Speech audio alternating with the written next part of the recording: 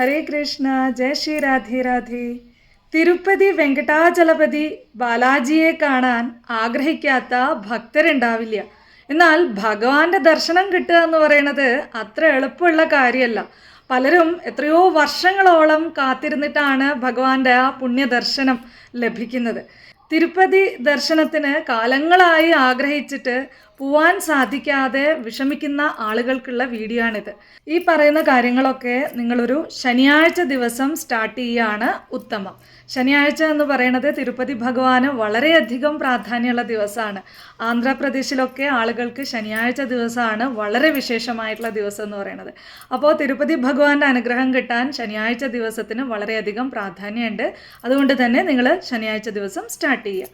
ആദ്യം ഭഗവാന്റെ മൂലമന്ത്രം പറഞ്ഞുതരാം. ഈ മന്ത്രം 108 തവണയാണ് നിത്യവും ജപിക്കേണ്ടത്. ഓം നമോ ശ്രീനിവാസായ നമഃ. ഇത് 108 തവണ നിത്യവും മുടങ്ങാതെ ജപിക്കണം. വെങ്കടേശ്വര ഗായത്രി മന്ത്രം.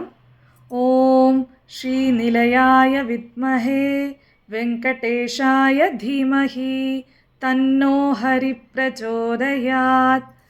ഈ മന്ത്രം നിങ്ങൾ 9 തവണയോ 18 തവണയോ ആണ് ദിവസവും ജപിക്കേണ്ടുന്നത്. അപ്പോൾ ഈ പറഞ്ഞു തന്നിട്ടുള്ള 2 മന്ത്രങ്ങളിൽ ഏത് മന്ത്രമാണോ നിങ്ങൾക്ക് കൺവീനിയൻ്റ് ആയിട്ട് നിങ്ങൾക്ക് ഇഷ്ടമായിട്ട് തോന്നുന്നത് നിങ്ങളുടെ മനസ്സിന്, ആ മന്ത്രം നിങ്ങൾ നിത്യവും ജപിക്കാം.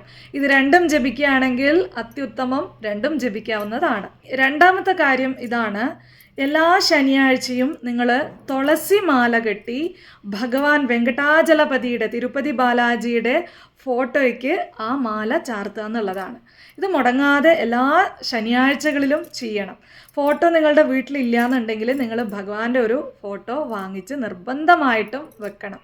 അങ്ങനെ ഭഗവാനെ പൂജിച്ച് ആരാധിക്കുന്നവർക്ക് മാത്രമേ ആ ഭഗവത് ദർശനം സാധ്യമായിട്ട് കിട്ടുള്ളൂ. ഇനി മൂന്നാമത്തെ കാര്യം എന്ന് പറയുന്നത്, നിങ്ങൾ ഭഗവാനെ കാണാൻ പോണ സമയത്ത് അവിടെ സമർപ്പിക്കാനായിട്ട് നിങ്ങൾ എന്തെങ്കിലും ഒരു തുക സങ്കല്പമായിട്ട് വെക്കുക. ഇനിയിപ്പം നിങ്ങൾക്ക് എന്തെങ്കിലും ഒരു കാര്യസാധ്യത്തിന് വേണ്ടിയിട്ടാണ്, അല്ലെങ്കിൽ നിങ്ങളുടെ ലൈഫിൽ എന്തെങ്കിലും പ്രോബ്ലങ്ങളുണ്ട്, ആ പ്രോബ്ലമൊക്കെ സോൾവ് ചെയ്യാൻ വേണ്ടിയിട്ടാണ് നിങ്ങൾ ഭഗവത് ദർശനം ആഗ്രഹിക്കുന്നതെങ്കിൽ ആ പ്രശ്നത്തിനുള്ള പരിഹാരമായിട്ട് നിങ്ങൾ ഭഗവാന് ഒരു ധനം കണക്കാക്കുക. ആ ധനം നിങ്ങളൊരു മൺകുടത്തിൽ, ഒരു പുതിയ മൺകുടം അല്ലെങ്കിൽ ഒരു ചെമ്പ് കുടം എടുക്കുക. അതിൽ വെച്ച് അതിനെ ഒരു മഞ്ഞ തുണി കൊണ്ട് കെട്ടി വെച്ച് പൂജാ റൂമിൽ വെക്കുക. ഈ ധനം എന്നാണോ നിങ്ങൾക്ക് ഭഗവാൻ അവിടെ പോവാനുള്ള അനുമതി നൽകുന്നത് ആ സമയത്ത് ഭഗവാന്റെ ഭണ്ഡാരത്തിൽ സമർപ്പിക്കുക. ഇതിനെ മുടിപ്പ് എന്നാണ് പറയുക. ഇത് വളരെ പുരാതന കാലം തൊട്ട് തിരുപ്പതിയിൽ പ്രചാരമുള്ള ഒരു സമ്പ്രദായമാണ്. ഇങ്ങനെ മുടിപ്പ് കെട്ടി കാത്തിരിക്കുന്ന ഭക്തർക്ക് ഭഗവാൻ അതിവേഗത്തിൽ തന്നെ ഭഗവത് ദർശനം നൽകുന്നതാണ്. ഭഗവാൻ അവിടേക്ക് എത്താനുള്ള, ആ പുണ്യ സന്നിധിയിലെത്താനുള്ള അവസരം ഭഗവാൻ നൽകും എന്ന കാര്യത്തിൽ ഒരു സംശയമില്ല.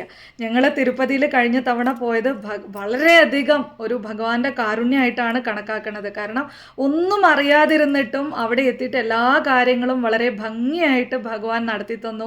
ഭഗവാന്റെ ആ ദർശനം എന്ന് പറയുന്നത് അത്രയും പ്രസന്നമായിട്ടുള്ള ദർശനമാണ് ഞങ്ങൾക്ക് കിട്ടിയത്. അപ്പോൾ ഞങ്ങൾ സ്ഥിരമായിട്ട് ചെയ്തുകൊണ്ടിരുന്നത് ഭഗവാന്റെ മന്ത്രം ജപിക്കുകയും അതുപോലെ എല്ലാ ശനിയാഴ്ചകളിലും ഭഗവാന് തുളസിമാല ചാർത്തുക എന്നുള്ളതുമായിരുന്നു. ആ ഭഗവാന്റെ അനുഗ്രഹം നിങ്ങൾക്കും ഉണ്ടാവട്ടെ എന്ന് പ്രാർത്ഥിക്കുന്നു. സർവത്ര ഗോവിന്ദനാമ സങ്കീർത്തനം. ഗോവിന്ദ ഗോവിന്ദ.